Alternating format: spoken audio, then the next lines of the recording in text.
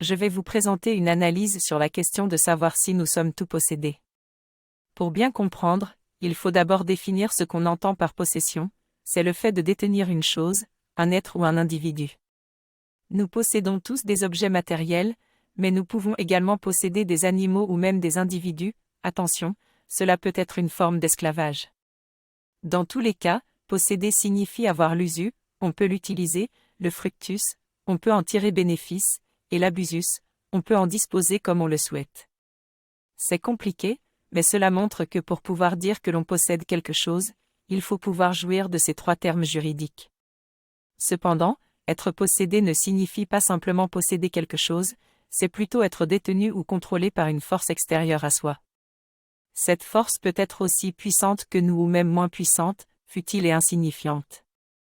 Les livres de développement personnel, les recherches en médecine ou les pratiques de bien-être sont apparus pour nous aider à pallier ces formes de possession que nous subissons tous depuis les origines de l'homme. En fin de compte, je réponds catégoriquement que nous sommes tous possédés, que ce soit en bien ou en mal. J'ai appris que la possession peut se manifester différemment et que le premier stade de possession sont les mémoires. Nous pouvons être possédés par des idées, des croyances, des mémoires erronées que nous avons acceptées et autorisées à s'installer en nous. Cela peut influencer tous les domaines de notre vie, comme le racisme, les croyances sur l'argent ou la sexualité. Nous avons le pouvoir de transmuter ces mémoires en utilisant des techniques telles que le Ho'oponopono. En comprenant cela, nous pouvons nous débarrasser de ces possessions et retrouver notre autonomie. Je parle de la possession par des mémoires nocives qui peuvent être transmises par n'importe qui.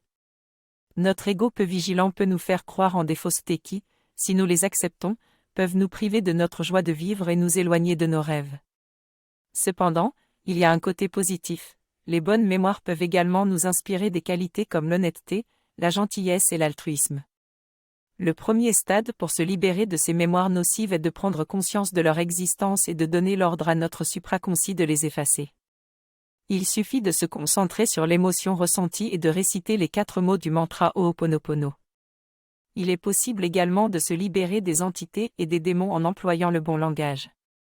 Ces êtres errants ne sont que des âmes en souffrance qui peuvent être transmutées en lumière. Si vous êtes victime d'une possession cognitive ou d'autres formes de souffrance, je vous invite à ne pas croire en l'existence de méchants car tous les êtres souffrent. Des offres et promotions sont souvent disponibles. Je vous souhaite une possession angélique.